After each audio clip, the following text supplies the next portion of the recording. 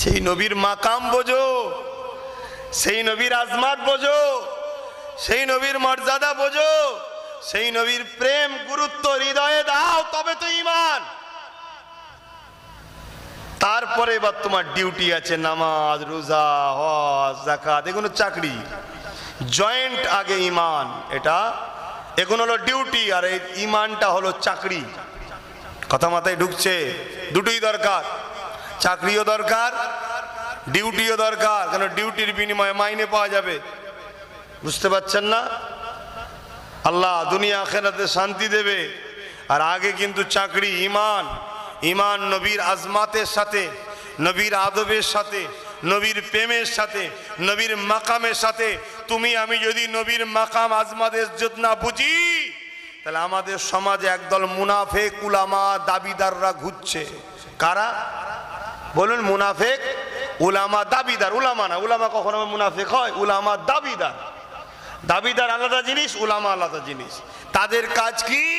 তারা শুধু ঘুরিয়ে ফিরিয়ে আমাদের কাছ থেকে ঈমানটাকে চুরি করতে চাইছে। বুঝতে পারছেন তো? নবীর প্রেম, নবীর আদব, নবীর গুরুত্ব, নবীর মাকাম, নবীর সম্মান, নবীর আজমাত আমাদের অন্তর থেকে বার করে নিতে চাইছে। কেন? দুনিয়া একটা শুধুমাত্র পরীক্ষার ঘর। কোনো গ্যারান্টি নেই। এখানে যতগুলো ছেলে আছে, একটা কেউ ঘরে সশরীরে নিজের পায়ে হেঁটে যেতে পারবে? কেউ গ্যারান্টি দিতে পারবে না। পারবেন? কারো গ্যারান্টি আছে? হ্যাঁ, আপনারা যদিও চ্যালেঞ্জে দিতে পারেন, দিতে পারেন, আমি তো দিতে পারবো না ভাই। আমি যে হেঁটে নামতে পারবে এর কোনো গ্যারান্টি নেই। ওটাও তো দূরের কথা, হয়তো উঠতে গেলাম, ওপরে পড়ে গেলাম, বেরিয়ে চলে গেল। কথা বুঝছেন না? বোঝেন না? কোনো গ্যারান্টি নেই। আর এটা সত্য কথা, আমার জান চলে যাবে। আপনাদেরটা যাবে তো নাকি? না ওটা বেকার না, ওটা আপনাদেরটা মনে যাবে না নাকি? এটা সবার জন্য, এটা সত্য কথা, এটা বেরিয়ে যাবেই। আর কবে যাবে আমরা কেউ জানি না। যে বুড়ো হলে যাব এমনটা নয়, দাদু রয়ে গেছে, নাতিপুতা চলে যাচ্ছে, সমাজে হচ্ছে না, হয়নি? আমার সোনার ভাইরা, আমি আবার বলি, চলতে গিয়ে হালকা বয়সে একটু হয়ে যায় আনন্দ ফুর্তি, কিন্তু ভালো জায়গাগুলো তো তোমাদের তো থাকো, ভালো কাজ করো, দিনের কাজ করো। 5 ওয়াক্ত যদি নাও পাওয়া যায় মসজিদে, কমসে কম মাগরিবি সাটুকু তো পাওয়া যাক। কি গো, ভুল বলছি? আসো আমার ভাইয়েরা, বোঝো, না বুঝলে হবে না। আমার নবী ওয়াজ করে আবু বকরও শুনেছে, আবু জেহেলও শুনেছে, কিন্তু আবু বকর সিদ্দিক বুঝেছে বলে সিদ্দিক আকবর হয়ে গেছে, আর আবু জেহেল বোঝে না বলে আবু জেহেল হয়ে গেছে। কথা বুঝে আছে? জাহিলদের পিতা। অতএব ওয়াজগুলো বোঝো আমার ভাইয়েরা, এ দুনিয়া চিরস্থায়ী নয়। কত কষ্ট করেছে আমার নবী তোমার আমার জন্য। আল্লাহ নবী যখন দিনে দাওয়াত দিতে গেলেন, মক্কা জালিমরা আমার নবী পাকের সঙ্গে বিয়াদবি করলেন, আল্লাহ নবীকে মারলেন, আঘাত পর্যন্ত করে দিলেন। আমার আল্লাহ বললেন, হাবিব, আমি আপনাকে সত্য সুসংবাদ দাতা করে পাঠিয়েছি, আপনি শুধু প্রচার করে দেন, কে মানবে না মানবে আমি আল্লাহ তার সঙ্গে বোঝাপড়া করে নেব, আপনি অত পেরেশান হবেন না। তাহলে নবীরা তো পেরেশান লেবার কিছুই ছিল না, কিন্তু তারপরও নবী করেছে কেন? ভালোবাসে। আহা, আমার উম্মত গুলো জাহান্নামী হবে, ভালোবাসে।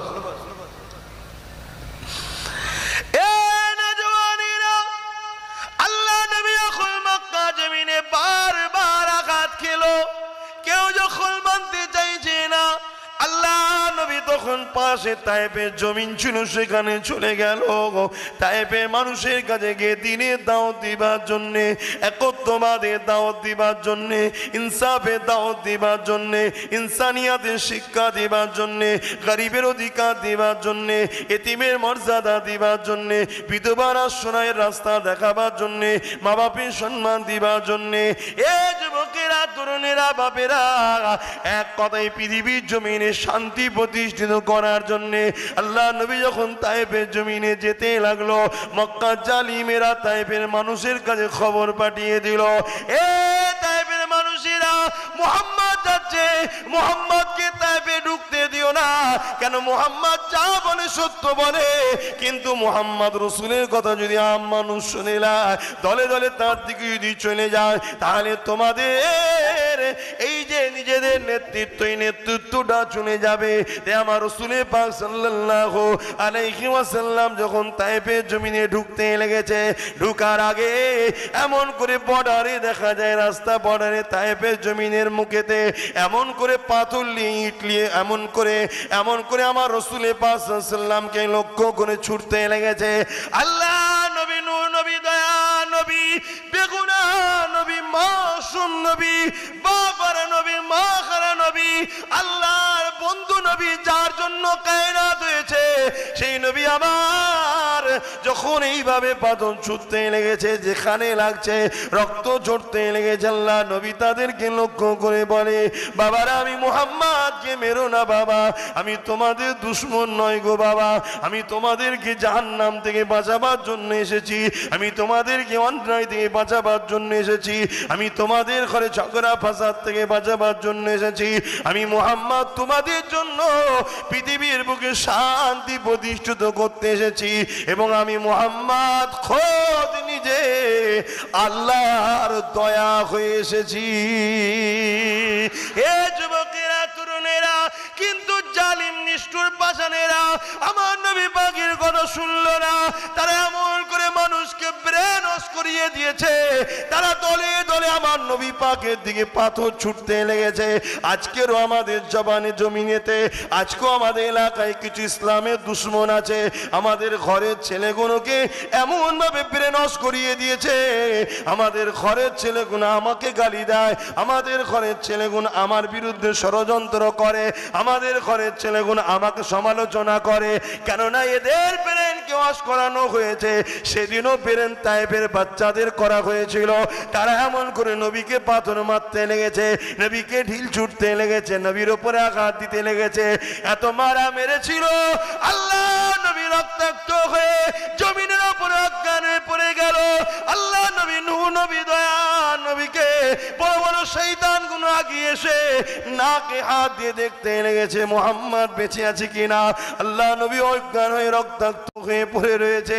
এ যুবক, আল্লাহ ছাড় দিয়েছে তোমাকে, আমাকে ছেড়ে কিন্তু দেয়নি, কারণ নবী আমার কত কষ্ট করে আল্লাহর বাণী প্রচার করেছে, সেই বাণীটা তোমার আমার কাছে জিম্মা দিয়ে গেছে। নবী আমার চলে যাবার সময় বলেছিল, বাবারা আমি মুহাম্মদ তোমাদেরকে তিনটে জিনিস রেখে গেলাম। প্রথম নম্বর হলো কিতাবুল আল্লাহ পাকের কোরআন, দ্বিতীয় নম্বর হলো সুন্নাতে রাসূল নবী সুন্নাহ, তিন নম্বর হলো আহলে বাইতি নবীর খানদান। মনে রাখবে, কিয়ামতের শেষ দিন পর্যন্ত এই জমিনের উপরে কুরাইশ বংশ থাকবে, তাদেরকে তোমাদের পিয়ার করতে হবে, তাদের অনুসরণ করতে হবে, তাদেরকে ধরতে হবে, এটাও নবী পাকের আদেশ। মনে রাখবে, সুন্নাতে রাসূলের জীবন গড়তে হবে। সুন্নাত কোনটা বলা হয়? আমার নবী যেটা পছন্দ করেছে, আমার নবী যেটা নিজেও করেছে, আর একটা হলো কিতাবুল্লাহ, আল্লাহ পাকের বাণী। এই তিনটেকে রাসূল তোমার আমার কাছে রেখে গেছে। নবী বলেছে এই তিনটেকে মজবুত করে তোরা ধরে রাখবি, দুনিয়াতেও অসুবিধে হবে না, আখিরাতেও চিন্তা থাকবে না। আরো জোরে বলুন সুবহান। বাংলার মানুষ মন দিয়ে শোনো,